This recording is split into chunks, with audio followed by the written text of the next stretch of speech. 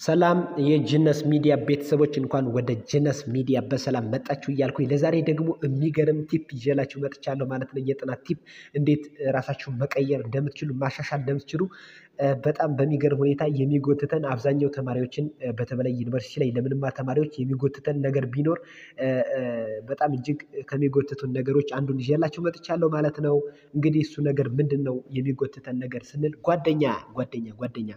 ጓደኛ አመራረጥ ላይ እርግጥ በጣም መጠንቀቅ አለብን ማለት ነው። አንዳንድ ጓደኛ ዩኒቨርሲቲ ላይ ስፔሻሊ ዩኒቨርሲቲ ላይ በጣም ጥንቃቄ ማድረግ አለባችሁ ማለት ነው።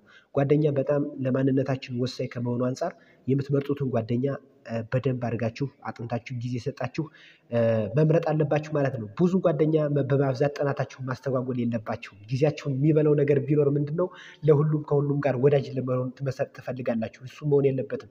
በምታጠኑ ጊዜ ጥናታችሁን አቋርጣችሁ እንድትሄዱ የሚያደርጋችሁ አንዱ ጓደኛ ነውና ጓደኞቻችሁን በመቀነስና እውነተኛና ሐቀኛ የሆኑ ጓደኞችን ሴሌክት በማድረግ ወደ ግባችሁ ወደ አለማችሁ